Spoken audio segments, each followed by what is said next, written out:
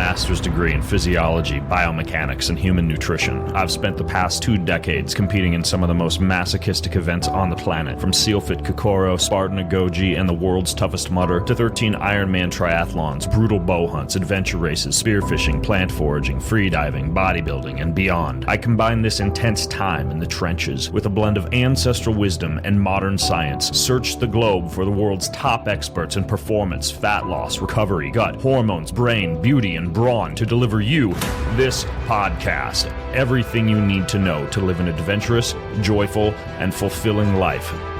My name is Ben Greenfield. Enjoy the ride.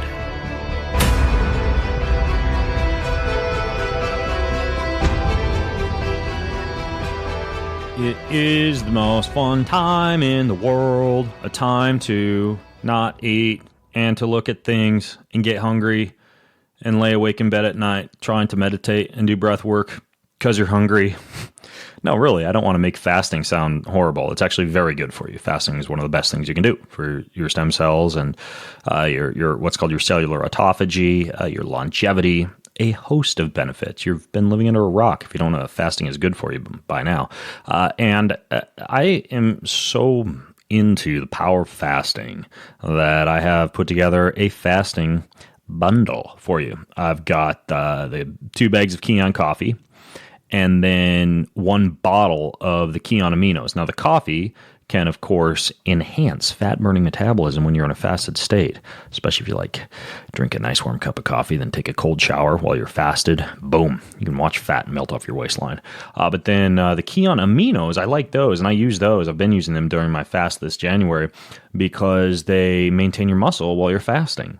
And they do so without spiking your blood glucose or your insulin levels. And so you kind of get to have your cake and eat it too, from a muscle maintenance or a muscle building or a tissue healing, or it's good for the gut too, because all those amino acids are used to support the lining of the gut. So it kind of does a lot of things, and it's simple, right? You just drink coffee, eat aminos, and fast. That's the bundle I have for you. You go to getkion.com. That's getkion.com, and that bundle is on a big sale right now. So grab that one. In addition, this podcast is brought to you because seasonal affective disorder is an issue these days. People are getting seasonal affective disorder. Days get shorter in the winter.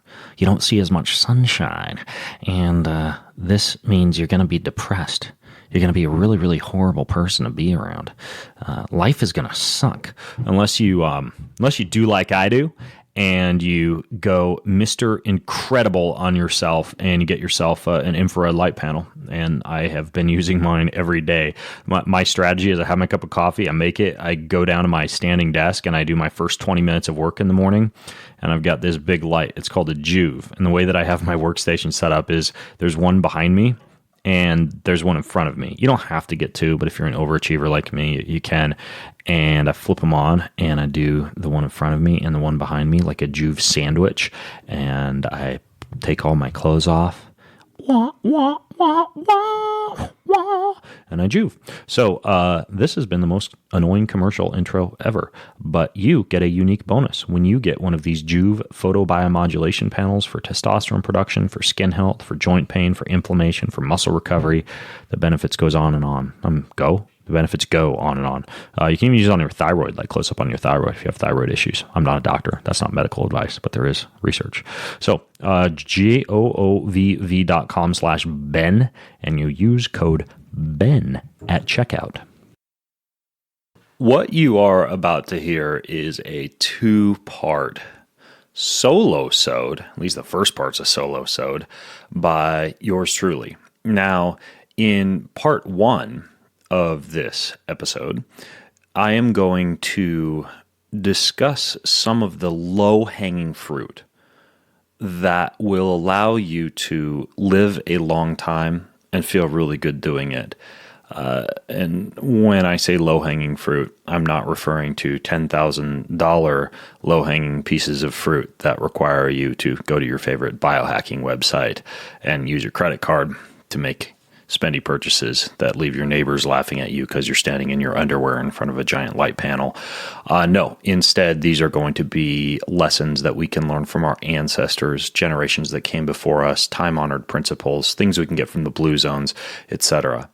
Now, the reason that I am also including a part 2 in this episode is that several times per year, I go and I teach at an event called Runga. That's RUNGA. You can check them out at rungalife.com. In my last Runga, which took place in the Dominican Republic, they have these things all over the world. They're now doing them primarily in the States, and they're kind of like these immersive events where you do kettlebell training and ice baths, kundalini yoga, adventures, lectures, body work, etc., along with amazing meals. During one such meal, I actually gave a Q&A. And the Q&A was actually focused on a lot of these principles regarding ancestral principles, longevity, etc.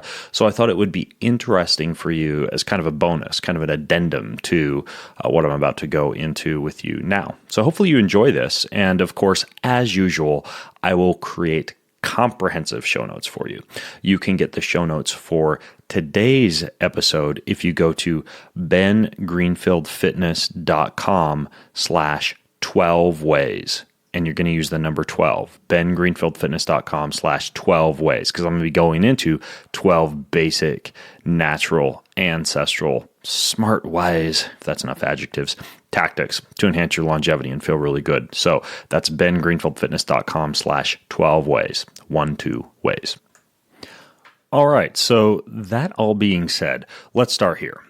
We know that demographers and epidemiologists and gerontologists and a whole host of researchers on aging have puzzled for a long time over the theoretical question of the maximum potential for human lifespan. And along with that, there are a host of proposed practices that we can implement that supposedly help us achieve that potential. You know, it goes back and forth, and I'm working on a book on this right now on kind of how long a human being could live, you know, whether we're capable of the 969-year-old age of folks like the Biblical Methuselah, or whether we're closer to living a period of time such as there's this Chinese lore of a guy named Ching Yuen who's 256 years old, or reportedly died at 256 years old just a few years ago. And then there's Jeanne Calment of France, who died at 122 years recently. And currently, the oldest living person is Violet Brown from Jamaica, or she's not the oldest. She actually just died a few months ago. She was 117. So right now, the oldest person is 115. You know, but ultimately, all of these people, whether you're looking at 115 or 969, they're all living longer than the current American, who's around 77 years old. And as actually, the CDC just reported that life expectancy in the U.S. dropped for the third year in a row. So ultimately, we don't seem to be moving the anti-aging dial much.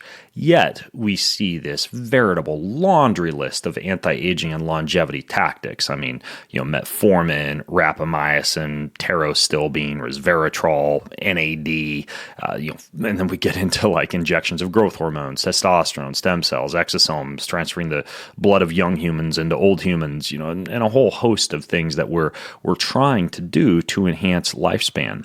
But really, when you step back and look at things from a natural and ancestral standpoint, sometimes I think we're spending just a little bit too much money and a little bit too much time on these advanced tactics when there are basic and natural habits that enhance longevity. And of course, you no doubt may have heard of the book and the concept of the Blue Zones. The Blue Zones is a book written by Dan Buettner. His goal while writing this book was to discover certain populations in the world with the highest number of centenarians, people who live over 100 years old, and then to teach the world how to use the lessons learned from these populations. So he specifically began in 5 different Blue Zones: Okinawa, Japan; Sardinia, Italy; Nicoya, Costa Rica; Icaria, Greece, and then the Seventh-day Adventist population in Loma Linda. He discovered a bunch of shared key characteristics that were consistent across nearly every single one of these populations. And I want to share with you some of those characteristics today and my own take on them, that Bootnew doesn't get into in his book, but that through some of my studying up on some of these principles, I've been able to find regarding some very interesting practical takeaways that you can get from these folks. So let's just go ahead and jump right in. I'm going to give you the 12 strategies that you can use.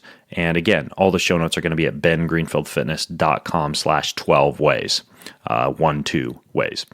So the first is don't smoke, which may seem obvious. Now, unless you've, again, been living under a rock, you're no doubt aware of the dangers of chronic smoking and the fact that cigarette smoking causes 500,000 deaths each year, and secondhand smoking isn't much better. But I think that one of the things that a lot of people don't realize is that if they have been smoking, then there are steps that you can take to undo much of that damage. Because we know that when you stop smoking, your body begins to respond immediately. 6 hours after you quit, the levels of the gas carbon monoxide begin to decline, and your heart doesn't have to work as hard to pump oxygen. Within 12 weeks, so that's 3 months, your lung function improves, coughing, sinus congestion, shortness of breath, fatigue levels all start to decline. And during that time frame, your lungs' hair-like cleaning structures called cilia, those start to regrow in a very similar way that like the intestinal cilia can become restored and renewed after you stop eating an inflammatory diet.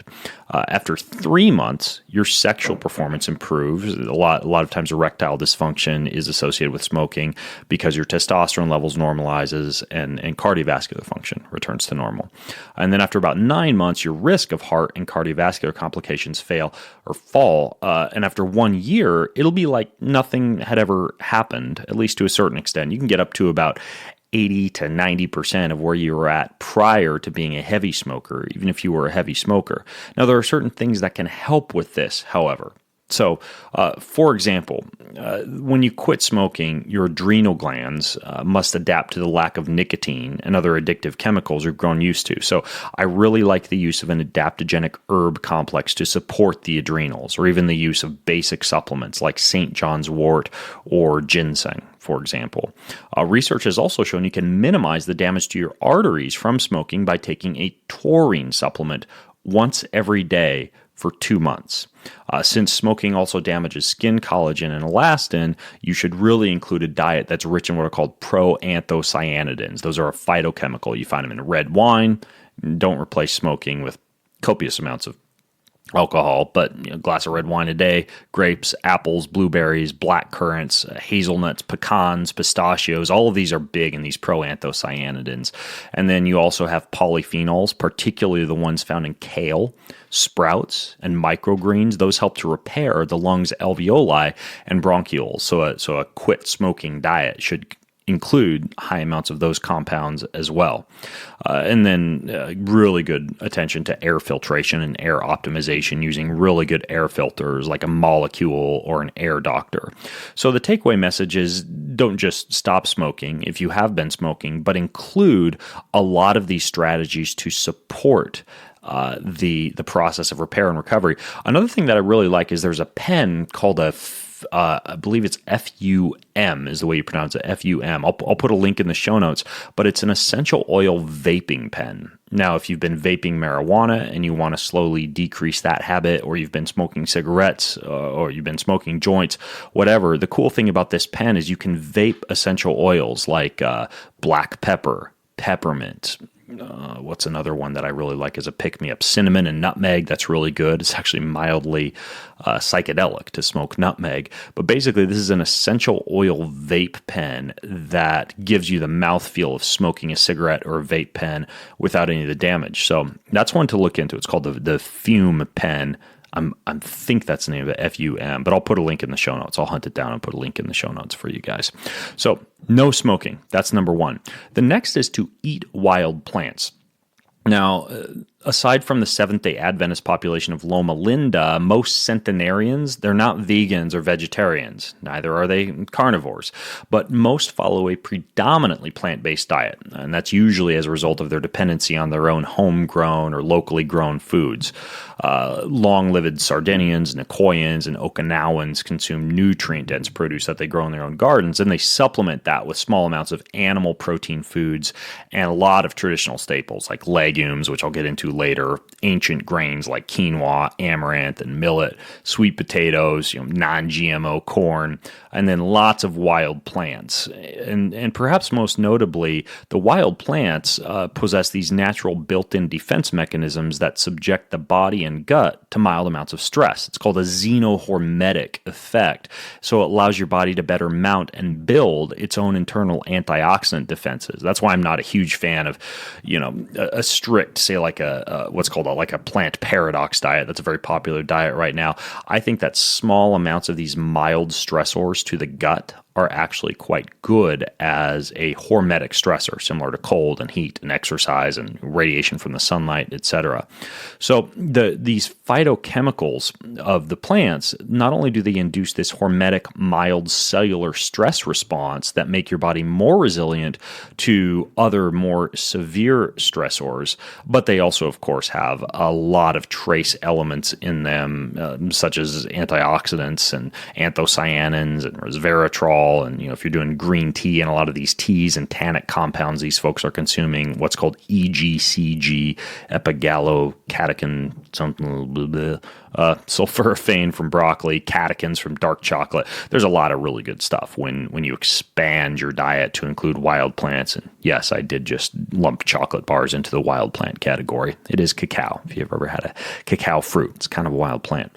But one really good book that I would recommend you read is this book called Eating on the Wild Side by Jo Robinson, where she teaches that if you cut up or tear apart plants like kale several hours before eating them, that causes the animal or the plant to ramp up its own natural defense mechanisms that make that xenohormetic stress even stronger.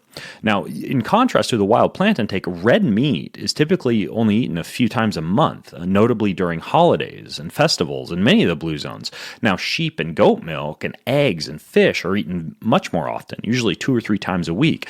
When they do eat animal products, they tend to eat nose to tail. They tend to eat a lot of the more glycine-rich things like the bone marrow and the bone broth, and they tend to be, raised locally, grass-fed or pasture-raised, wild-caught, free-range and free from many of the harmful substances that we get in a lot of westernized meat and dairy, like antibiotics and growth hormone. So, fish, eggs, wild plant intake, and then moderated intake of red meat and animal products in general is something that you see quite a bit, a higher vegetable, lower meat intake. I mean, author Michael Pollan's recommendation to eat food, not too much, mostly plants, is something that we see quite a bit. And again, when you do consume meat, rather than simply consuming the muscle portions that inevitably contain high levels of methionine with low levels of glycine, and that could be a mortality risk factor, you want to consume the more glycine-rich portions of the animal, like the organ meats and the marrow and the bone broth. All right, so we know we need to take care of undoing the damages of smoking and not smoke in general, and also eat a lot of wild plants. Number 3 is to avoid processed and packaged foods. Now, this may seem at first glance to be pretty straightforward, but the fact is that in an era of Trader Joe's and the healthy food section at the airport newsstand and all of the fantastic items as you're checking out at Whole Foods, we are just bombarded with all these processed and packaged so-called health foods. But if you turn over the label and you look at a lot of these, or you turn over the package and you look at the label on a lot of these, the top 2 ingredients you see are ingredients that, in my opinion, trigger the 2 things that you should be most wary of if you're trying to live a long time. Glycemic variability, which is essentially how many times your glucose fluctuates during the day, and inflammation. And when you look at the label of a lot of these processed and packaged foods, what do you see? First ingredient, either some form of raw syrup or agave or organic cane sugar or some other way to make sugar, essentially, seem sexy. And vegetable oil, right? Canola oil, safflower oil, sunflower oil. You pick up the apple chips or the banana pieces or the coconut chips or coconut flakes or the sugar snap peas or anything else that are in these packaged containers. A lot of times it's sugar and vegetable oil. Some not as much, but ultimately, if you're eating from a package, if you're eating a packaged processed food, you're far more likely, compared to eating a real recognizable food that your great grandparents would have actually recognized and eaten more readily, you're placing yourself at a higher risk of glycemic variability and inflammation. Yes, it's convenient. Yes, they're very tasty. Yes, they're fun, crinkly, colorful packages, and they appeal to our evolutionary desire for dense fat and sugar and calories and a fun time and a dopamine release when we're eating foods. But ultimately, the less that you can eat processed and packaged foods, even the so-called healthy ones, the better. When you eat a lot of wild plants, by the way, in their natural form, it's difficult to eat a lot of processed and packaged foods, right? It's difficult for me to make my morning smoothie with kale and broccoli sprouts and cilantro and parsley and thyme and whatever else I happen to harvest or have available or have stored in the refrigerator, vegetable crisper, and at the same time eat all these processed and packaged ingredients that, frankly, if you tried to put a bunch of wild plants into a bag, they would just take up most of the bag. They're not dried. They don't have added flavors and things added to them. You get what I'm saying. Like, the more that you can eat naturally, as much of a pain in the ass as it can be from a convenience standpoint, it appears the longer that you're going to live. And it's not that those living in the blue zones never let themselves enjoy guilty pleasures. It's just that their guilty pleasures are typically antioxidant-rich treats like a good local red wine or sake or coffee or herbal tea or simple desserts like nuts, cheese, berries, grapes, and not nuts that are coated in canola oil with extra M&Ms added to them, but just like raw nuts. So anyways, audit your diet. Try and err towards like 80% real food, 20% processed packaged foods if you can. And I realize this may sound hypocritical for me, being a guy who designs supplements, and I just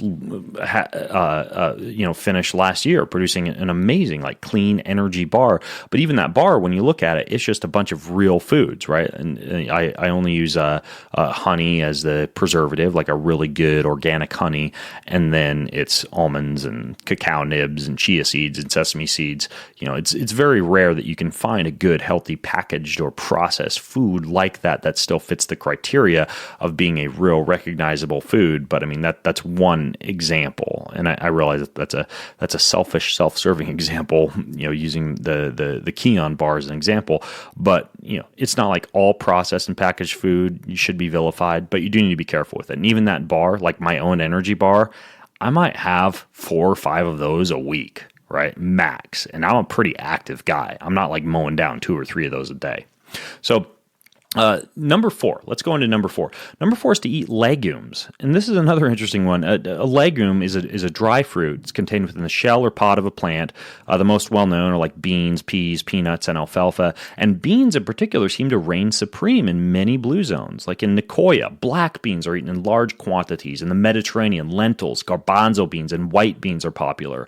In Okinawa, soybeans are eaten frequently. And this raises an eyebrow among many nutritionally savvy folks, especially in an era of the popular paleo diet, which frowns upon beans and legumes due to their high amount of gastric irritants and natural plant defense mechanisms such as phytates and lectins, which again are kind of elucidated in that book, Plant Paradox.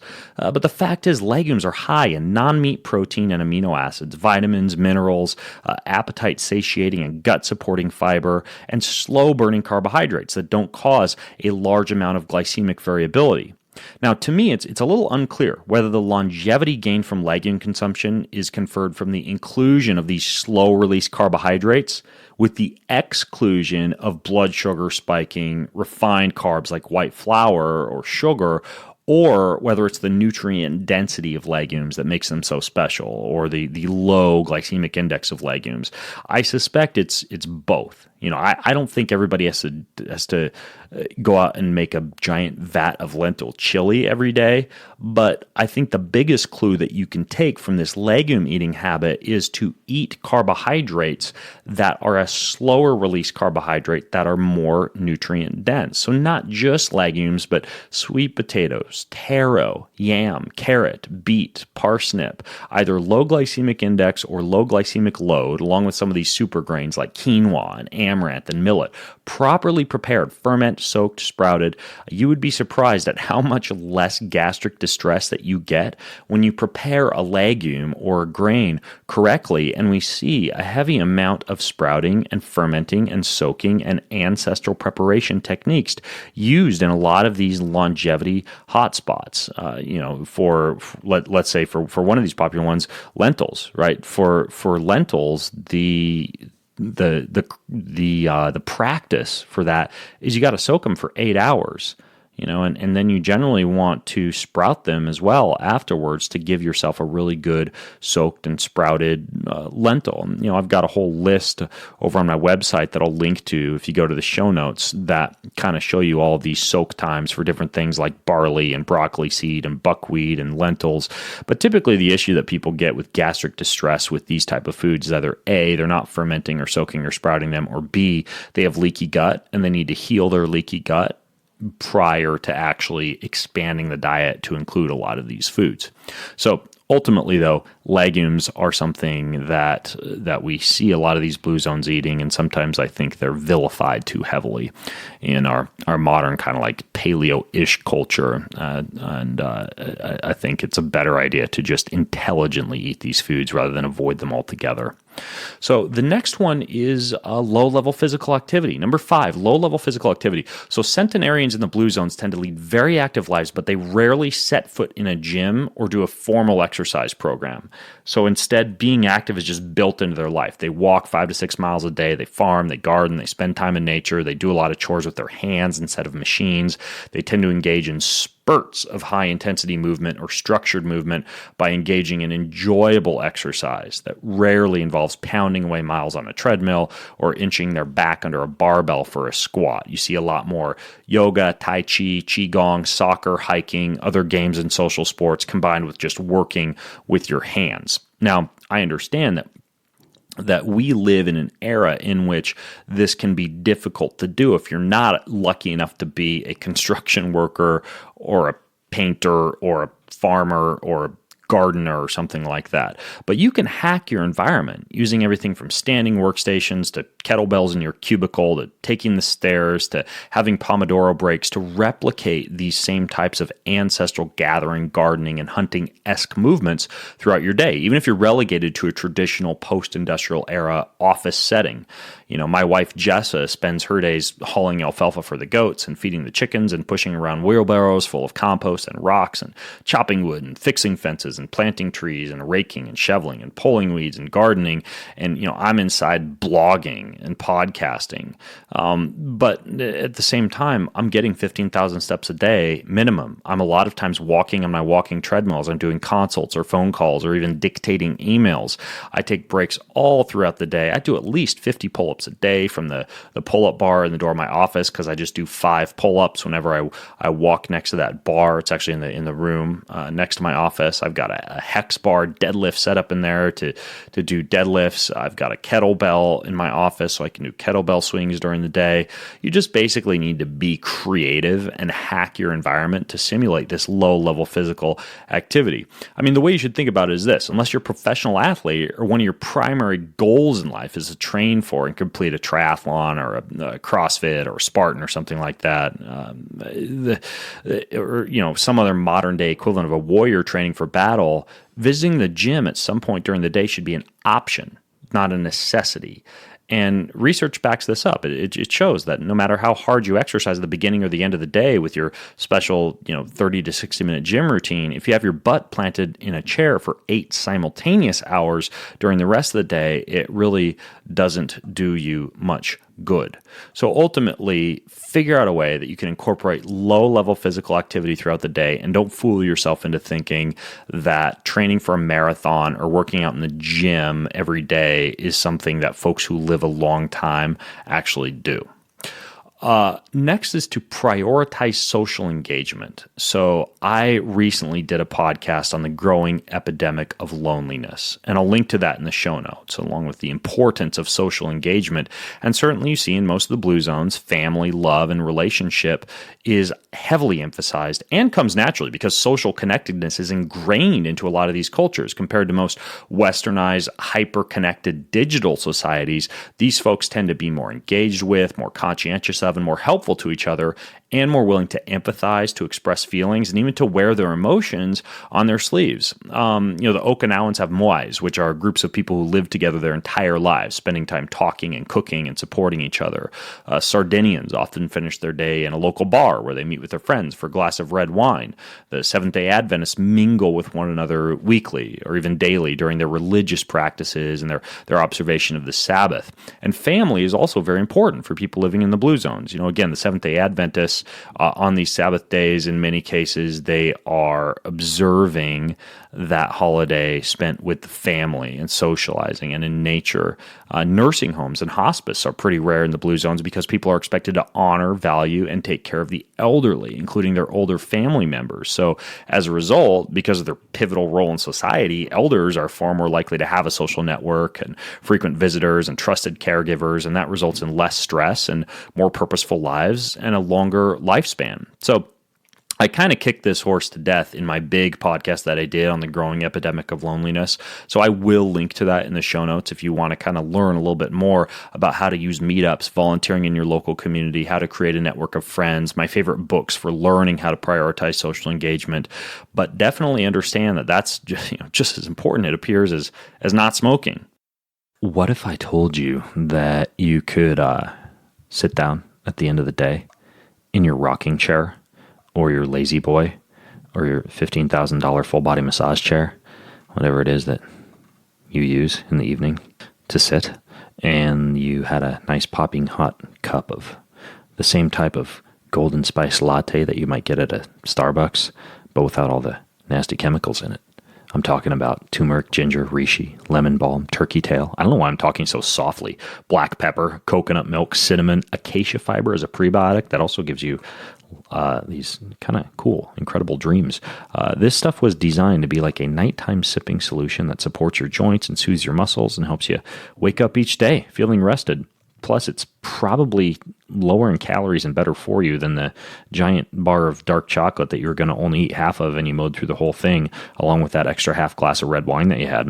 Probably, I'm just saying. I know what goes on out there. So anyways, this stuff's called Organifi Gold, and you get a 20% discount on it or any of the other fine products from Organifi. You just go to Organifi with an I, that's Organifi with an I, and the 20% discount code that you use is Greenfield. That's it. Enjoy. That's simple. So the next habit is an interesting one. We see that these folks drink low to moderate amounts of alcohol, especially wine. So 4 of the blue zones engage in moderate and regular alcohol consumption. Take the Sardinians, for example. They're famous for their regular consumption of this regional red wine that's very similar to Grenache. It's a dry wine that has 2 to 3 times the flavonoid content of other wines. You may have heard my podcast with Todd White from Dry Farm Wines. His wines are very similar. They're these old world, biodynamic, antioxidant-rich wines that are somewhat low in alcohol. Now, consuming wine with or before a meal can assist the body with the absorption of the artery-scrubbing flavonoid antioxidants in the wine, and studies have shown that the consumption of wine as part of a Mediterranean diet can reduce the risk of cardiovascular diseases and cancers. And I should throw on a quick caveat here. Remember, the Mediterranean diet includes intense amounts of fasting and elimination of red meat and high protein intake during certain periods of time during the year. It's not just eating olive oil and ribeye steaks and fish for breakfast, lunch, and dinner. But we find that with alcohol, regular low-level physical activity boosts these benefits even more. So some of these habits build on each other. There was one study in the European Society of Cardiology that found that moderate wine drinking combined with regular physical activity is a potent combination for cardiovascular disease prevention. You'll see these Sardinians Armenian shepherds, they walk up to 5 miles a day to tend to their flocks, but to walk up to their flocks or their herds of sheep, they carry along these lunches of unleavened bread and fava beans, pecorino cheese, and a local wine.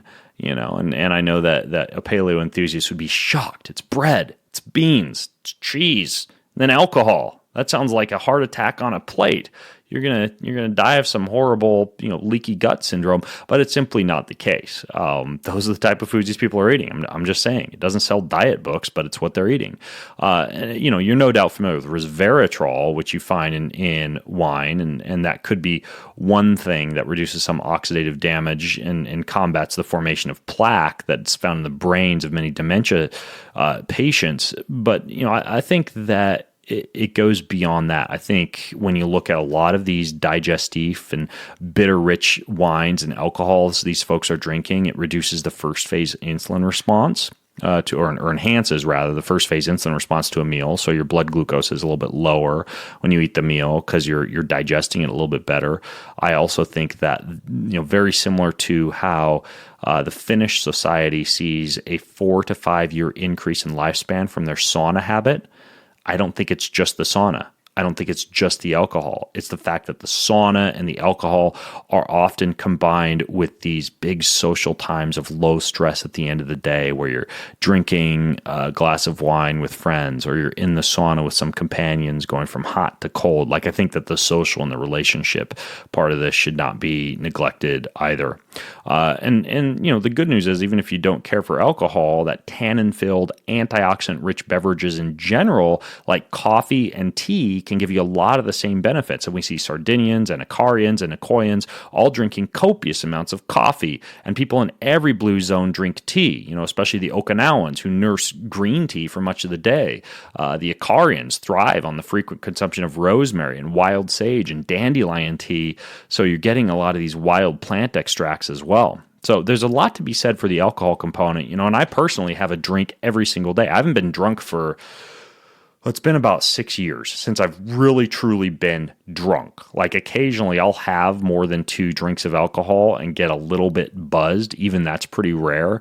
But compared to my college days where it was don't drink all week long and then choose a weekend or a couple days on the weekend and drink to excess, I now simply have 1 drink per day. Red wine or a homemade Moscow Mule or a little bit of a liqueur or one of my favorite drinks when I go out to a bar is I'll order what's called a Ben and Jitters. Ben and Jitters, which is on the rocks, a selection of any of the bitters that they have there behind the bar. And then you just put a shot of gin, which is a really clean burning alcohol on top of that. Sometimes I'll have them add a squeeze of lemon.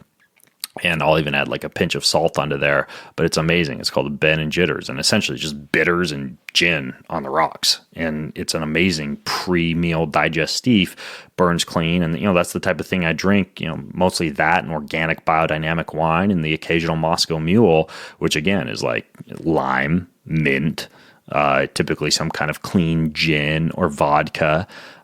And then ginger, and it's a fantastic digestif, especially if you can get a really good ginger. There's even a company called Zevia that makes a sugar-free ginger beer, which is amazing, and I always have some of that in my refrigerator to make a Moscow Mule.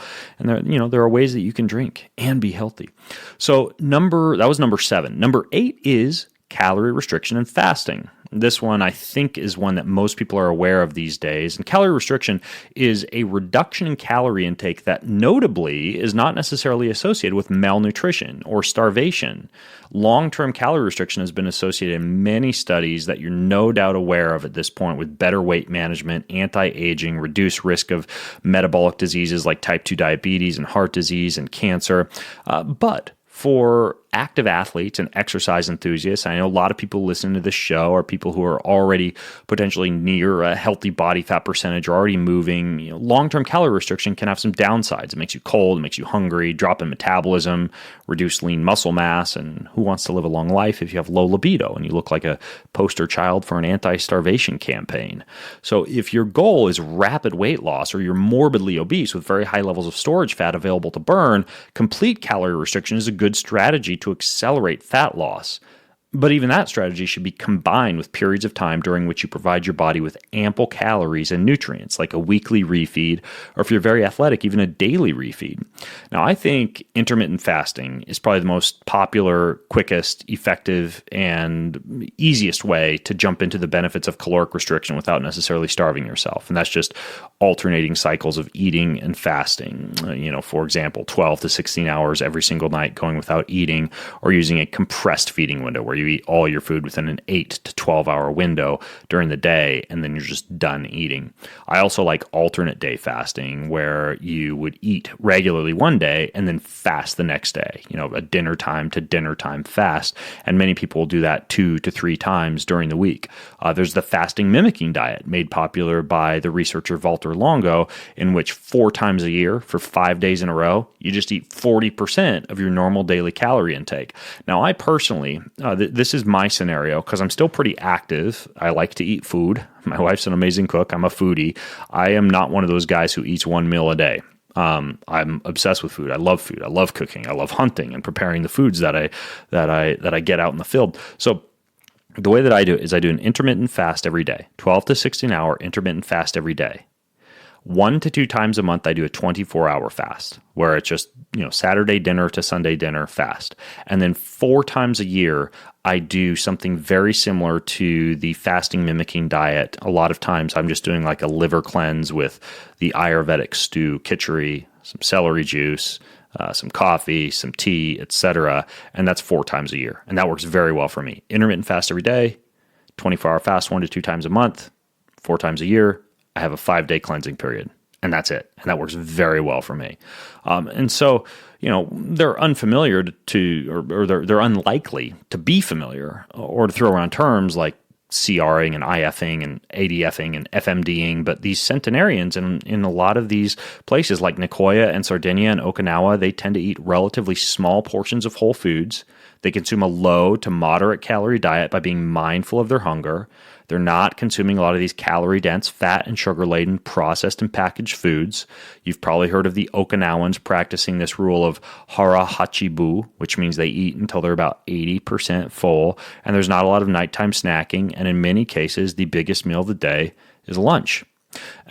All these forms of fasting work so well because it really comes down to your mitochondria. Inside your cells, your mitochondrial networks generally alternate between 2 states, one called fused, one called fragmented. And calorie-restricted diets and fasting promote homeostasis, which induces a healthy fluctuation between these fused and fragmented states, which allow mitochondria to last longer, increases fatty acid oxidation, allows for normal free radical production and less damage occurring to the cells and the mitochondria contained within them. So, if you want more on the fasting component, go listen to my podcast with Dr. Jason Fung, which is called The Complete Guide to Fasting, or read his book, which is also called The Complete Guide to Fasting. I think, I just tell people who want to just learn everything there is to know about fasting to go read his book, because it's the best one out there, in my opinion, on fasting. And I'll link to that one in the show notes.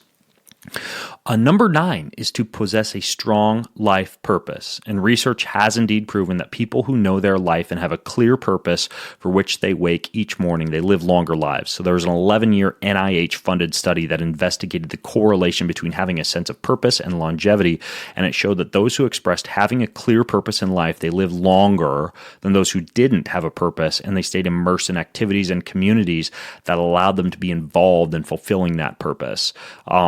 The Okinawans call it ikigai, which is translated into reason for being. The Nicoyans call it plan de vida, or reason to live. So I highly recommend that you know your purpose and you be able to name it in one succinct sentence. My purpose in life, personally, Ben Greenfield, is to empower people to live a more adventurous, joyful, and fulfilling life. To empower people to live a more adventurous, joyful, and fulfilling life. My son, Taryn, is to create amazing art that inspires people and brings joy to their hearts. To create amazing art that inspires people and brings joy to their hearts. My wife, Jessa, is to raise 2 young men who will grow up to make this world a better place. And maybe that'll change. Maybe when the boys are 18 or 19, my wife's purpose in life will change to, creating art that inspires people all around the world. 'Cause she's an amazing artist. But you get the idea. You need to be able to name that in one succinct sentence. And if you need help identifying your purpose, I've got a couple of very quick tips for you. Number one, what did you like to do when you were a kid? What brought you joy when you were a kid? For me, it was reading, it was writing, it was the outdoors, and it was teaching, right? Which I'm doing a lot of now. Number two, what puts you in the flow, right? Like what makes time go by very quickly? When are you in the zone?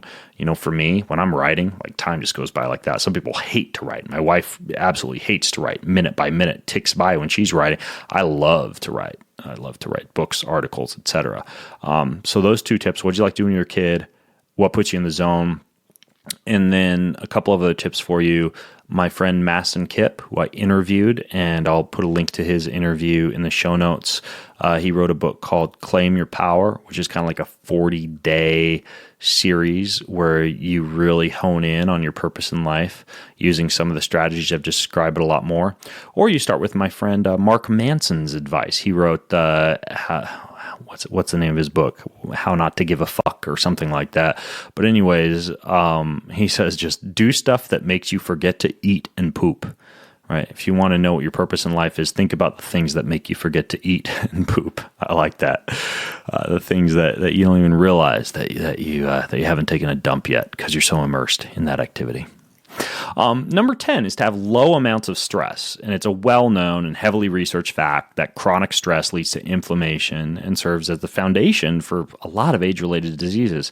Centenarians in most of the world's longevity hotspots do not avoid stress, but they have built-in systems that allow them to manage stress on a daily basis. So for Sardinians, that might mean a glass of wine and a social dinner with family or friends at the end of the day. For the Seventh-day Adventists, it could involve a quiet nature walk on Sabbath day. For the Okinawans, it might be the concept of what's called a te-ge, which is translated as easygoing personality, which is based on the idea that life just unfolds at its own pace. So in Okinawa, if an event is scheduled to begin at noon, te-ge might mean that the people on Okinawan time begin showing up 30 minutes to an hour later, which I always experienced when I used to go to this triathlon in Jamaica, right? You'd show up on the starting line at 7 a.m., having timed your pre-race breakfast perfectly. And by 7:30 a.m., some dude was walking up, rubbing his eyes, yawning, and beginning to set up the race. And, maybe the race would start at 7:30, maybe 8, maybe 8:30, and you just kind of go with the flow. And so, there are some situations in which you don't want to show up 30 to 60 minutes late, especially if you don't want to get fired from your job. But you get the idea. You need to ruthlessly eliminate haste and hurry from your life.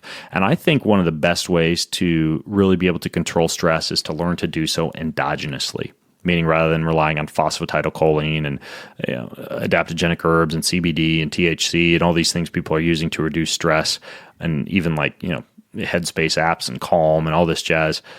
I think everybody should just learn simple breathwork tactics to reduce stress. I have a very comprehensive article on how to use your breath to internally control stress. I think you should be able to get dropped on a desert island with no technology, no supplements, and no superfoods, and be able to simply, with your breath and your mind, control your stress. If you can get to that point, you're doing a pretty dang good job. All right, number 11 is to engage in a spiritual discipline, religion, or belief in a higher power.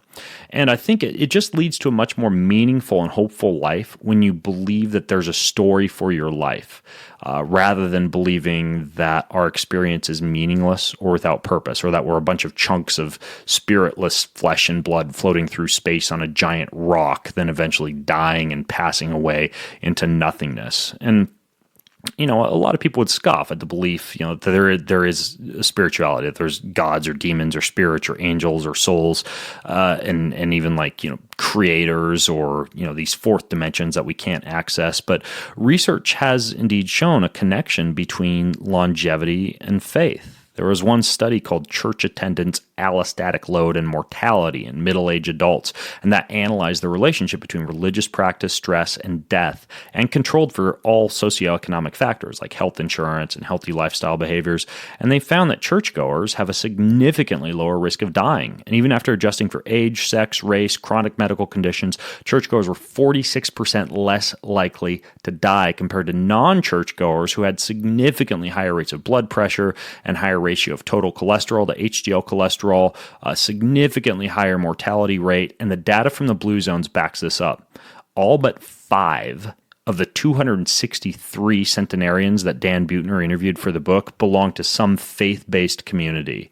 And research also shows that attending faith-based services like church 4 times per month can add 4 up to 14 years of life expectancy. And in all blue zones, centenarians were part of a religious community. And Buettner says in the book, people who pay attention to their spiritual side have lower rates of cardiovascular disease, depression, stress, and suicide, and their immune systems seem to work better. To a certain extent, adherence to a religion allows them to relinquish the stresses of everyday life to a higher power. I couldn't put it any better myself. And I believe that a religious practice that includes spiritual disciplines like fasting, meditation, prayer, silence, solitude, worship, study, that's magnitudes more meaningful than a salad of wild plants or a glass of red wine or a dose of sunshine or a stem cell injection. Right? I think that again, kind of related to stress. Stress, one of the best ways to control it is breath work. Spirituality, one of the best ways to enhance that is with fasting, meditation, prayer, periods of silence and solitude, worship with other people, and study. And as a Bible-believing Christian who has found that my own spiritual practice has vastly enhanced the richness of my life, my connection with my family, and my own health, I simply cannot emphasize this highly enough. It's a big one, and that's number 11. And then number 12 is to remain reproductively useful. We might as well pivot from church to sex.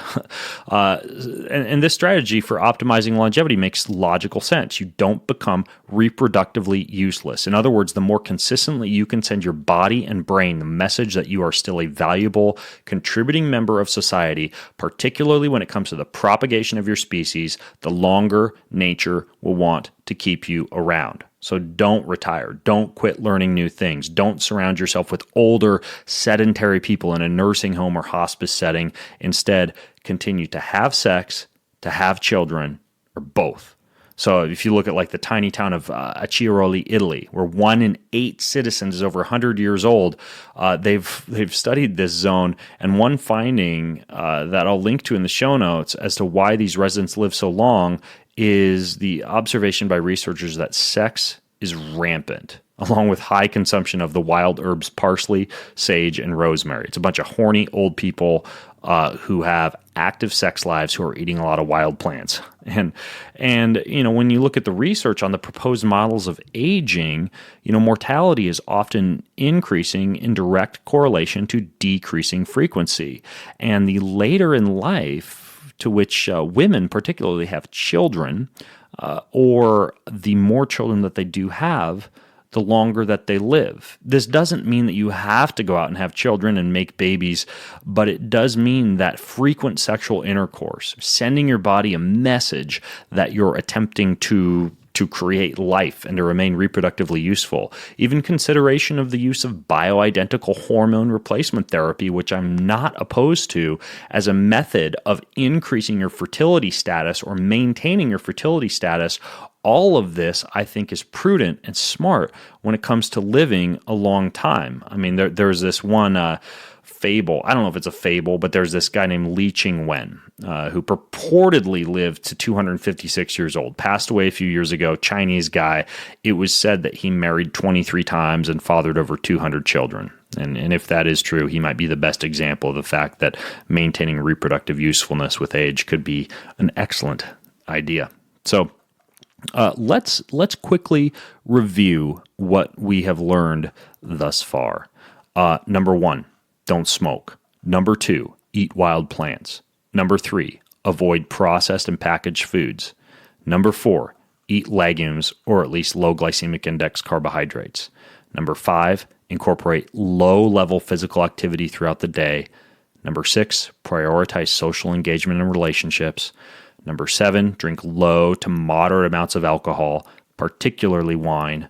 Number 8, restrict calories and or fast. Number 9, possess a strong life purpose. Number 10, have low amounts of stress.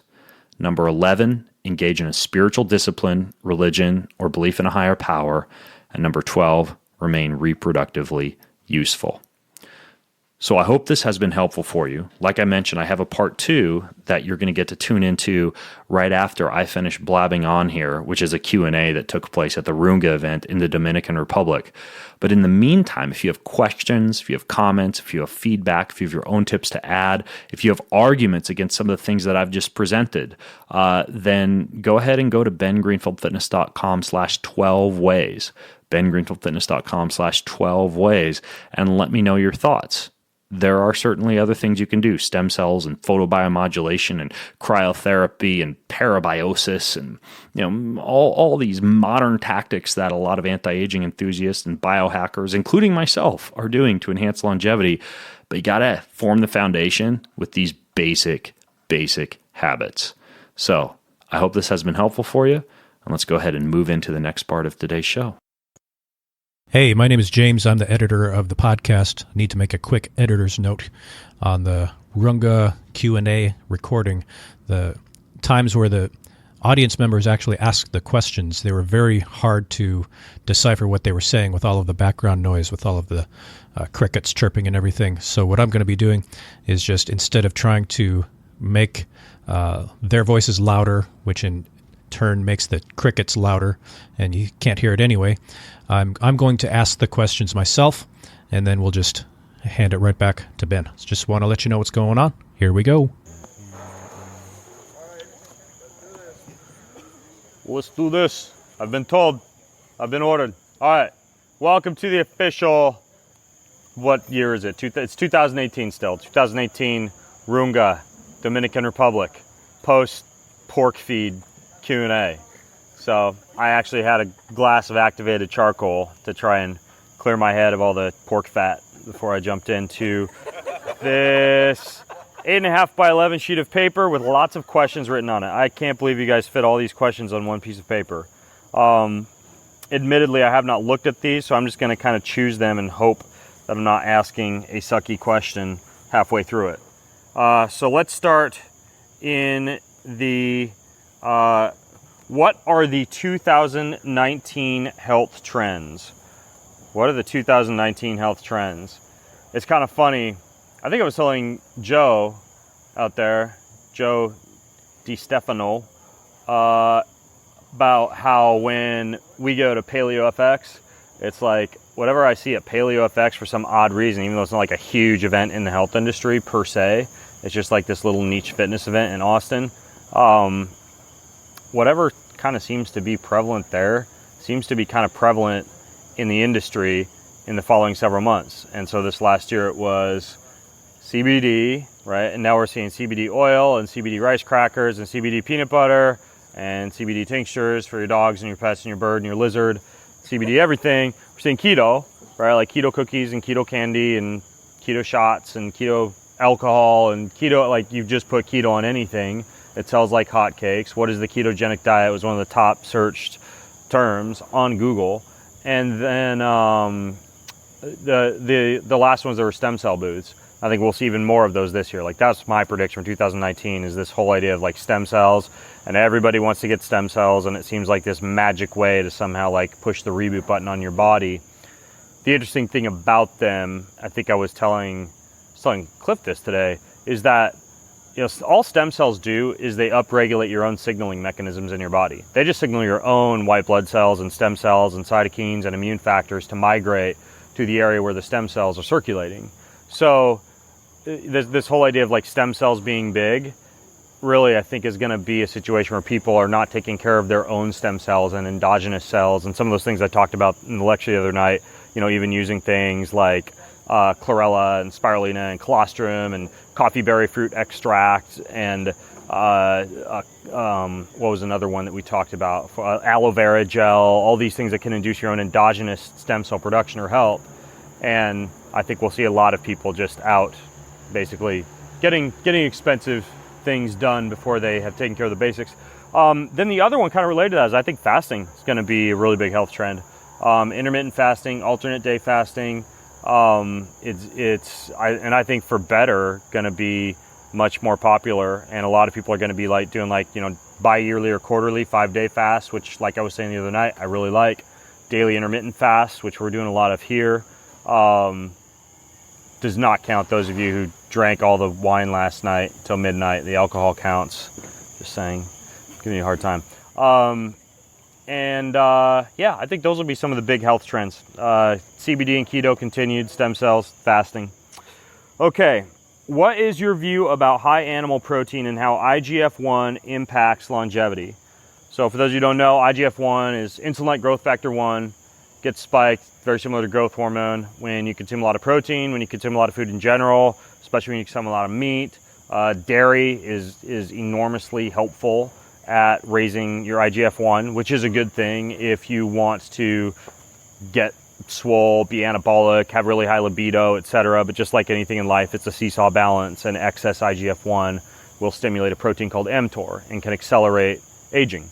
So the idea is you want a sweet spot of IGF-1, not too much, not too little. I think the last doc that I interviewed about IGF-1 said a good number was somewhere about like 130 to 180-ish.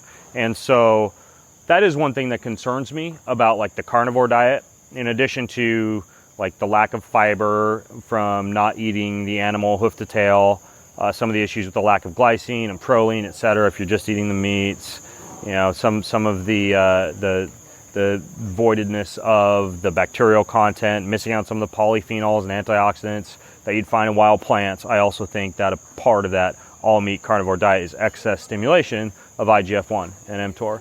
And so what I tell people is if you want to maintain muscle, maintain weight, you know, your football player wants to put on 20 pounds, like eat dairy, eat meat, like we know that causes growth, but we also know that like, you know, for example, there are dwarf populations, they have like a knockout gene for IGF-1 or growth hormone, I forget which, but they have a host of health parameters that are favored because of that. So it's kind of like too much growth. I think in their case, they have a markedly low risk of cancer because, again, that's one thing you associate with excess activity of IGF-1 is enhanced proliferation of cells, and that could include cancer cells. That's why, like, I'm not vegan, but if I ever, so the issue is not that meat and dairy has been shown to cause cancer, but they have been shown to induce a higher amount of tumor growth and feeding of blood vessels, like angiogenesis to the tumor, if you have them when you already do have cancer, right? So if I ever had cancer, one of the first things I'd stop is meat and dairy, right? Just like hands down. Like I would go on a fully ketogenic, plant-rich diet if that ever happened to me. But ultimately, it's not, I don't think we have a lot of people who are going to give themselves cancer per se, but it can cause a little bit of accelerated aging. I'm a big fan of press-pulse cycling, right? Meatless Mondays, periods of time during the year where you fast from meat, periods of time of the year where you're not eating dairy, eggs, meat, fish, where you're just having vegetables and some oils. I think that's incredibly helpful for the human body. Absolutely. Okay. Let me see.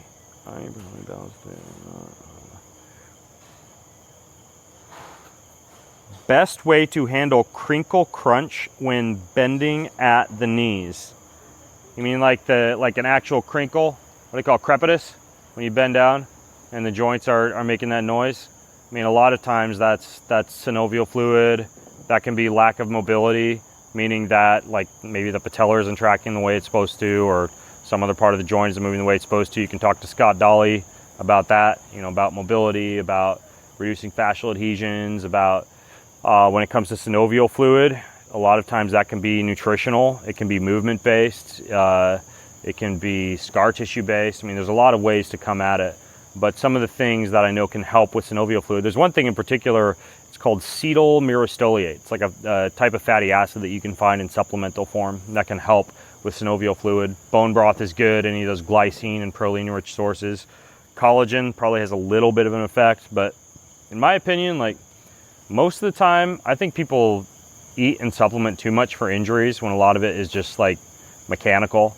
If they started doing, single leg body weight hamstring deadlifts and and did some robust mobility work and freed up some fascia, I think 9 times out of 10 you'd fix joint issues. But I think just like anything, people kind of want the easy way out. So ultimately, I would get a lot of mobility work done, and then just focus on synovial fluid. Top 3 biohacks for human optimization. Top 3 biohacks for human optimization. All comes down to the mitochondria. It all comes down to the mitochondria. So anything you do should be focused on taking care of the organelles within every single cell. And those are, you could call them biohacks, but they simply simulate what nature does to our bodies. So we know that the human body is a battery, and in addition to needing good, clean, pure water, and in addition to needing a high amount of minerals, in order to charge that battery, you need 2 other things. You need sunlight and you need the earth. Sunlight and the earth. So I think that sunlight, or anything that simulates sunlight, like photobiomodulation, like getting red, infrared, near infrared, far infrared light, when you have a lot of water and you have a lot of minerals on board, I love those. They call them biohacks now, like biohack light panels like we have in the bathroom here, right? Perfect example. But I think that that's one very useful biohack, assuming that you've got the water and the minerals for the waves to actually charge. Another one, like I mentioned, grounding or earthing for the mitochondria. Well, the equivalent of that from a biohacking standpoint is pulsed electromagnetic field therapy. It's called PEMF. You can get mats, you can get like little travel devices like the Flex Pulse or the Earth Pulse. You can get full on like, they're mats basically that you sleep on that'll just go all night. There's one called the BioBalance. There's another device called the Beamer. There's one called the Pulse Centers, which is kind of like a super powerful one that they use in the racehorse industry, but that you can see induce profound impacts on things like cellular inflammation. It basically exercises your cells, essentially almost like opening and closing pores in the cell membrane. So I guess that was 2, right? Photobiomodulation and PEMF. Probably the last one, even though of course we're surrounded by cold water and cold showers and cold baths and everything else, like cryotherapy chambers that simulate intense amounts of cold for a relatively short period of time. I honestly think that's a pretty useful biohack. When it comes to human health, is it a little bit unnecessary if you do have the ability to be able to jump in cold water or an ice bath or take a really cold shower? Probably. But just the general idea of cryotherapy is very helpful for nitric oxide, for blood flow, for the vagus nerve, for weight loss, for white fat to brown fat conversion. It's just, there's a lot going for it. So that's what I would go for. All right, does high fat coffee break your fast? Anything with calories breaks your fast. Anything. Butter, anything we have in there, coconut manna, coconut oil, you are not fasting as soon as you officially have one of those. For example, what I've been doing is getting up in the morning and just having regular coffee with nothing in it. And then around 9:30 or so, I've been having a cup of coffee or a cup of chaga with some ghee or some coconut manna or some coconut oil in it. And that kind of counts as my breakfast. But if I would have had that when I first woke up, then I'm no longer in a fasted state. My body must tap into all those calories, which often, before you know it, because fat is so calorie dense, will be like a 600 calorie cup of coffee. Your body has to tap into all that before it begins to access its own fats as a fuel or shift into cellular autophagy or some of the benefits you're looking for fasting. So it is better, however, because at least it doesn't spike your insulin levels or your blood glucose levels. So you're at least not spiking insulin and venturing into the realm of glycemic variability, but it does break a fast. So you're not generating inflammation or glycemic variability, but don't fool you, you're not going to lose weight if you're trying to fast and you're having 600 calories cup of coffee for breakfast. Okay, top 5 quick tips for raising kids. Holy cow. All right, you want quick tips? I'll give them to you. Number 1. What's that? That's a 15. No! Sardines, anchovies, mackerel, herring, Braunschweiger, head cheese. No. I guess number 1, big one is don't tell your kid no unless they're about to die, unless they're about to step out and get hit by a train or something. We don't really ever use the word no unless the consequences are dire. Meaning people are like, do you let your kids eat gluten? My kids can eat as much damn gluten as they want. Every birthday party they go to, they can stuff their faces full. All I do is I tell them the same kind of stuff you read in Grain Brain or any of these other books about gluten and the effect that it can have on neural inflammation, brain fog, their performance at school the next day, their tummies, the inflammation in their guts, the fact that it can cause immune reactions that then affect things like asthma or their skin condition.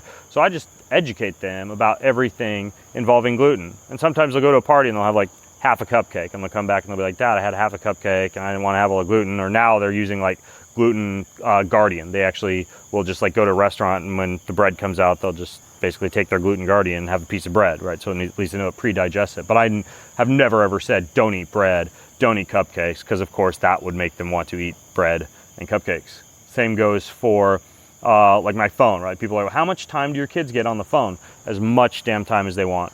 Like they can flip on the Wi-Fi and they can flip on the Bluetooth and they can set it on their little testicles while they play their Snapchatting games. And I'm not going to say don't do that. I simply tell them, hey, if you do that, you might wind up having kids that are a little bit funny because you're basically damaging your sperm. Or I will tell them that your skulls are pretty thin and that actually is going to kill brain cells if you hold it up next to your head. Or I will tell them, yeah, I like that you're using the phone in airplane mode, but you need to remember that if you're going to be on it before bed, you're going to have a pretty crappy night of sleep. So you should consider how late into the night you use it. Then they take my phone and go to bed or do whatever they want. But there's never a no. You simply educate your child about what the consequences are of the decisions that they make, and then let them make the decisions. So that way you do not create forbidden fruit, you don't create bitter kids, you create free thinking, independent kids who are able to make decisions for themselves. So I think that's one of the top things you can do. There's actually a book, I think it's called Love and Logic. Love or Logic, Love and Logic, something like that. But that's kind of that style of parenting. So that was one. I won't give a long paragraph for the others, but I would say make sure your kids get adequate vitamin D and vitamin K, incredibly important for symmetry and beauty. So make sure they're getting both of those fat-soluble vitamins in high amounts. Controversial, but I say genetically test your children. I did that with mine, and I found out a bunch of things that I can now use to give them a step up in life in terms of their health. Right, they produce lower than levels of BDNF than normal, so they're drinking lion's mane extract before school, and both of them don't have the gene responsible for helping them make glutathione. And so not only do they get glutathione, but they also get vitamin D because they have that same gene responsible for not allowing them to use the sunlight to make vitamin D. One of them, actually, the only genetic difference between the two of them, they're identical, except one has the gene responsible for over-aromatizing testosterone. And I've told them, I'm like, Taryn, you'll probably get man boobs if you like eat a lot of plastic and you do a lot of phthalates and parabens and use the wrong kind of shampoos. So you just got to be more careful with any of that kind of thing. And so, what's that? Which genetic test did you use? That one was called Nutrients up in Canada. Nutrients. Yeah, I interviewed their doc, Dr. Kareem Danani, on my podcast. Yeah, they test for a lot more SNPs than 23andMe does. But ultimately, I think that's another one. That's the third. I would say let me think of another two. One is, I think that in the same way that a lot of our hunter-gatherer and ancestral tribes and some of the more ferocious and or long-lived people have traditionally exposed their babies and their children to the cold at a really early age, I think it's a pretty good step up in life. You teach your kid how to deal with the cold when they're young. So our kids go out and do cold soaks, cold baths, they do cold showers, like they just understand the cold. They go out and play in the snow in their shirts and their t-shirts, and I think that that's important too, to give a kid the ability to be able to handle cold, because it's not just cold, right? It's their nervous systems, it's their ability to regulate their vagus nerve, their response to stress. So there's a lot more than just cold going on there. And then the last one, it's kind of a little one, but I would pay attention to footwear. Like from a very early age, our kids were pretty much always barefoot, hikes, runs, wherever, except when we went indoors, like to church or to school. And then they always had Nike Frees or the equivalent of that. So going barefoot is another one that I like. There's a lot more. I have a book on Amazon called How to Grow Tiny Superhumans, and I just go into all the things you can do to create more resilient children. And those would be a few of them, though. Don't say no. Vitamin D, vitamin K, genetic testing, go barefoot or minimalist, and hell if I've forgotten the last one that I just told you. Yeah, cold therapy. Yep, exactly. Okay, let's do a few more. If you had to give 3 recommendations to healthy people who want to live long, what would they be? I mean, I pretty much kind of, well, we went over a lot of this in the other night's lecture, but I mean, the top ones that come to mind are I just started down the road of the human battery. I mean, the 4 things you need to charge it: water, minerals, sunlight, and the earth. So get out in the sun, be barefoot, or get outdoors, or like it's kind of a dumbass solution, but if you have to and you really truly have an excuse not to be out in the sunlight or outside barefoot, use photobiomodulation and PEMF, or ideally use both. And then that'll be one. Take care of the mitochondria. Number 2 would be fasting, intermittent fasting, alternate day fasting, fasting mimicking diet, any form of fasting, which I already brought up as well, so I won't kick that horse to death. And then in addition to taking care of your mitochondria and fasting, what I'm going to do is keep this in like the physical fitness health department, because I lectured a lot on relationships, social, ancestral practices, spiritual disciplines, things like that the other night. So if there was one more that you could do from a physical standpoint, and I couldn't say cold showers, let me think about this. Man, I mean, here's one that comes to mind. Like, there's a lot of research on essential fatty acids, right? Omega-3s and omega-6s, and their importance for the human brain, for myelin sheaths, for the human nervous system, for skin. Somebody asked about the creaky joints, for joints. So I would say the last one would be like, whether you're vegan or meat-based, like make sure you're getting a lot of really good absorbable omega-3 fatty acids, because they're very important. And they kind of tie into that whole idea of keeping the human battery charged, because they're important for the cell membrane as well. So that's what I would focus on. Mediterranean diet type of stuff, olive oil and avocado oil and sardines and fatty fish, things like that. Okay, what are your thoughts on sunblock or sunglasses? Fitting question, since we're in the Dominican Republic. I'm not a fan. I haven't touched sunscreen since I got here. None of you see me wearing sunglasses either.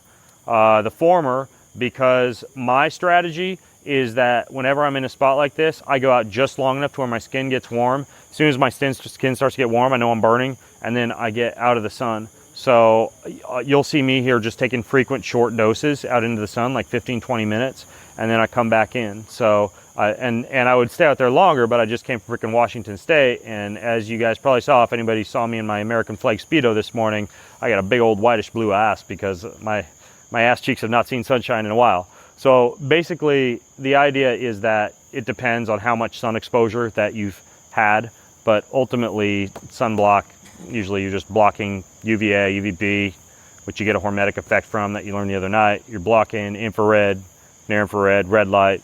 So I'm not a fan of sunblock. If you have to use it, like when I raced Ironman, yeah, I used it because I was doing something unnatural, right? I was out there 10 hours under the sun. But if I have the choice, and it's just a choice of me not being out in the sun and just being sane and not using sunblock, I'd rather not use it. Sunglasses, again, unless I'm snowboarding in the sun and the glint and the glare is going to damage my eyes, or I'm, whatever, out in a boat that's going through choppy water and the wind's hitting me in the face and salt water spraying me in the face, don't wear sunglasses, because as soon as you block the message to the protein receptors in your retina, things like your, what do they call it, melanopsin, there's another important one. Basically, they're all opsin proteins, but as soon as those proteins are blocked, you will stop upregulating the production of the tanning pigment melanin. And so what that means is if you're wearing sunglasses and you aren't producing as much melanin, you're more likely to get more sun damage, right? So sun becomes more harmful. So I'm not a fan of wearing sunglasses unless it literally is to protect your eyes, or if you live in California, because you don't look cool unless you're wearing sunglasses when you go there. And I do sometimes when I go to California wear sunglasses just to look cool, but not here. We're definitely not in California. Okay, let's do, what do you guys think? 3 more questions? All right. Yeah, we could take a few from the audience instead. Should we do the last 3 from the audience? Well, let's do 1 more from here, then we'll do 3 from the audience. Let's see. Okay. The thoughts of following a diet of eating only foods in season and allowing a break from naturally occurring plant toxins for longevity. Yeah, absolutely. my podcast with Dan Pompa, where we talked about feast famine cycling and like the Native American populations who were eating squash and berries and bark and plants and shoots and buds and tubers and all sorts of things in the summer and the spring. And then when winter rolled around, they were basically just like out in the frozen tundra, you know, killing goats and sheep and caribou and elk and doing something very similar to what we just did to that pig that we, you know, spit roasted for a few hours, like, you know, and they just eat everything, right? Organ meats, skeletal meat, flesh, everything. And so their body was getting press-pulse cycling. They were getting the IGF-1 mTOR cycling because they were high protein, low protein, high fiber, lower fiber. So yeah, I'm absolutely a fan of eating in season. Problem is, it's very hard for us, blessed in a westernized society with just a cornucopia of food at the grocery store from all four corners of the planet, to do that. So we actually have to go out of our ways and think about it and actually schedule times, like schedule times when you're going to fast, or schedule times when you're going to pick up a book like whatever, Change Your Schedule, Change Your Life, or John Douillard's Mind, Body, Sport, or any of these books that kind of go into Ayurvedic seasonal eating. And you're literally going to have, like, whatever, your Google Calendar reminder pop up a week beforehand and tell you, hey, next week you make sure you don't have a lot of meat in the freezer because you're shifting into plants and herbs and spices and vegetables. And, you know, then it pops up again when you're in the next phase. Or if you're growing all your own food and you're hunting your food and you're doing most of your foraging yourself at farmers markets, that's going to take care of itself as well, because what's going to come to you seasonally is what will be growing around you and what the farmers have. But even in that situation, you kind of have to live life by the rule that you're not really going to go to the grocery store much, right? And so if you have that kind of self-control, then you can totally eat seasonally without forcing yourself into it and just going with what happens to be around if you're not frequenting Whole Foods or Erewhon, unfortunately, which I know I wouldn't have the self-control to do if I lived 2 blocks from Erewhon like Joe does. Okay, so let's do 3 questions from the audience. Yes, they're in the back. Question. What are your top 3 tests in correlating lab and company frequency to monitor your health? Yeah, top 3 tests in frequency. Top 3 tests, one I already mentioned, DNA. I mean, I know CRISPR gene editing is coming along and things could change, but most scenarios you're testing that once in a lifetime. Like, you're getting a good test, doing once in a lifetime. You've got all your ancestry data, so you know how your ancestors ate. You've got all your health data, so you know what kind of things you're predisposed to, so you know what kind of supplements or food or lifestyle habits that you can adopt to stave that off. You can download your data. You can export the raw data to other websites to dig even deeper. You know, I've exported mine to Promethease and found out my diabetic risk factors. I've exported to Strategene and I found out the exact supplements that I should take if I am ever going to have more than 2 glasses of wine, like to block histamines, and you know, it's just something that I don't process as much. So I'd say a genetic test would be one. Number 2 would be once yearly, although I personally do it quarterly. I have a lot of my clients who can afford it doing it quarterly, but a really comprehensive blood panel, like a really comprehensive blood panel that tests for, you know, not just thyroid, but TSH, thyroid antibodies, T3, T4, reverse T3, you know, total T4, total T3, free T4, free, like everything. Or it doesn't just test for cholesterol, right? It tests for LDL, HDL, HDL particle, LDL particle, ApoB, every parameter that you could test for cholesterol and particle size. So like a really comprehensive blood test. Now, I worked with Wellness FX to create one called the Greenfield Longevity Panel. You could easily just like print that off and bring it into your doctor and just say, I want to test these things. Like if you have a doc and didn't want to go through Wellness FX, and that would be a pretty good list to start with. There's one for men and there's one for women. And then the last one, even though there's stool, I mean, there's all sorts of different urine and blood tests. I'd say probably the last one that is pretty useful to do anytime you're feeling less than stellar, like you feel like your fatigue has changed, your libido has changed, or your menstrual cycles have changed, or anything like that. The Dutch test, which tests a whole bunch of hormones: melatonin, testosterone, estrogen, progesterone, cortisol metabolites, testosterone metabolites. You can see how fast hormones are breaking down. You can see, well, my cortisol is not high because I'm stressed out. Right? My cortisol is high because I'm not breaking it down properly. It's not like my adrenal glands are churning out tons of it because I'm always stressed out. It's simply because I have low cortisol metabolites. I'm not breaking down the cortisol enough, and so I could use some kind of a supplementation strategy, to accelerate cortisol breakdown. But you learn a lot more than you would with a blood test, specifically from a hormone standpoint. So those would be the three. That test is called a Dutch test. All right. Who's next? Yes, sir. Question. What type of diet would you recommend for a family of 4 with a weekly food budget of $100? What kind of diet would I recommend to a family of 4 who could only spend about $100 a week? I would be doing a lot of calorie dense and nutrient dense foods, right? So nut butters, avocados and guacamoles, canned or tinned sardine, herring, smoked oyster, mackerel, any of those type of fish that aren't super expensive that you can get just like big batches of in bulk. I would be considering, from a meat standpoint, just like once a year buying like a share of like a quarter cow or a half cow and just having that for the whole year. So you just don't even need to go get meat. If you have that, and then you have like the some of those small cold water fish. What are some others? Like yogurt and dairy, it's pretty calorie dense, pretty nutrient dense. It's actually very easy to even make and ferment. I mean, you can do a lot yourself for pennies on the dollar. I mean, like our food bill at our house is super cheap because like Jessa makes the sourdough and I make the yogurt and she makes like the sauerkraut and the kimchi, and we just have a bunch of cheap ass canning jars and a few very affordable kitchen tools. And I mean, we are able to make and grow most of it. So that's a big one, is the less you buy. You invest once in half a cow and once in a nice little vertical gardening setup, or just like a few days of hard labor to build some raised garden beds, and you've got a lot that you can grow yourself as well, which is just dirt cheap. I mean, we have pounds and pounds and pounds of produce we give away. We leave it at church. We give it to friends. Like, we have more than we know what to do with, and we barely pay it. We paid for the seeds and the water, right, and some of the composting, and then just time.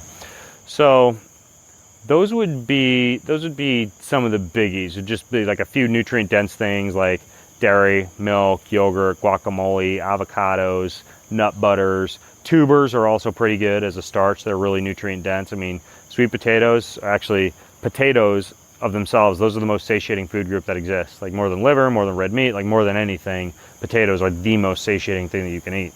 So that's one as well. Those are a few that come to mind. Yeah, good question. Let's go with one more cue. Pressure's on. Better be good. Question. How do you find the right balance between the physical or tangible elements of what you teach and the spiritual and intangible elements? How do you find balance between the spiritual disciplines and the physical disciplines, basically? Yeah. Yeah. Physical disciplines being, think like, if we relate this to the spiritual disciplines, kind of like a lot of the Theodore Roosevelt, like the whole muscular Christianity movement, folks who are into buffeting their bodies because they're like the temple. Like, there's a lot of crossover there. And then the spiritual disciplines would be fasting, silence, solitude, meditation, gratitude, prayer. Like, those are the biggies when it comes to the spiritual disciplines. As far as balancing them out, I guess I never really had much of a problem balancing it from a logistical standpoint. I mean, I get up, I do my gratitude journal, I have some silence and solitude in the morning where I'm breathing, I meditate a few times a week, I pray every day, I always have some kind of spiritual book that I'm reading, some kind of fiction book that I'm reading, and some kind of non-fiction book. So I spread that out pretty well. And then the physical disciplines, like I can always take, if I need to, and I'm not super physically active during my work day, 40 to 60 minutes to get a workout in. I think the bigger issue comes from the idea of thinking about the importance of it, right? You think about doing all the physical disciplines. I think I talked about this on a podcast once about I forget who it was who said, you spend 2 years of your life exercising so you can live longer, but those are 2 years of your life you'll never get back, right? Or, you spend so much time buffeting your body so you can better achieve your purpose in life, like I was talking about the other night, like keeping yourself healthy and vibrant and young, but you're almost like so obsessed with that you never actually have the time left over to go out and volunteer in your local community or to help people or to develop your spiritual disciplines. So I think that a good way to frame it is, yes, the physical disciplines are enhancing you to be able to achieve your spiritual purpose as best you can. But at the same time, I think for ultimate meaning and making the biggest difference in the world, like, you should be less concerned about your six-pack than about knowing the name of your neighbor and being able to help people out every once in a while. So you get to a certain point where you're like functional and capable of being very spiritually robust, and at that point everything else past that is typically vanity. And of course there are exceptions. Like, there are people that get paid to look good and be muscular, and that's how they feed their family, and that's how they bring home the bacon. And then, you know, there are people who are maybe exercising. If they weren't exercising at this point in their life, they'd be drinking or doing drugs. And, you know, maybe they're spending a little bit more time exercising than they should, but it's better than the option at this point in their lives. So, you know, that's kind of my thought stream there. But I think you can definitely have both. Like, I respect people who are of physically sound body, but also spiritually meaningful and sound people. You know, it flies the other way too. Like, Joel Salatin has a really good book about this, about how annoying it is when you go to like a church potluck, where these people should be like the people, they really believe they're made in the image of God, you know, and they have like these deeply important spirits and souls. You'd think like those would be the people most likely to be like taking care of the body like a temple, and it's just like Cheetos and potato salad and Doritos and just like, you know, horrible canola oil casseroles. And, you know, he talks about how, dude, like Christians and spiritual people, they should be like the best at taking care of the planet and the best at farming and gardening and doing all these things that actually enhance the body's spirituality and cares for the environment the way we're supposed to. So, yeah, I mean, it flies both ways. There are spiritual people who do a physically shitty job, and there are physical people who do a spiritually shitty job. And I think that the ideal is you combine the two: physically sound, spiritually sound, and, you know, mentally sound, right? That's honestly like the whole direction I'm steering my company is body, mind, spirit. That's why we're doing gratitude journals. We're even looking into like supplementation strategies that would assist with focus and fasting and things that support the spiritual disciplines. Like, we're really thinking hard about how we can not just be like a supplements company and not just be like a physical fitness content company, but be able to support people in their spiritual health as well. So, yeah, it's important. So thanks for asking. Okay. Well, I think that's good. You guys look full of pork and tired and ready for your lovely bed inside the palace. So class is dismissed. Want more? Go to bengreenfieldfitness.com, where you can subscribe to my information-packed and entertaining newsletter, and click the link up on the right-hand side of that webpage that says Ben Recommends, where you'll see a full list of everything I've ever recommended to enhance your body and your brain. Finally, to get your hands on all of the unique supplement formulations that I personally develop, you can visit the website of my company, Kion, at getkion.com. That's getkion.com.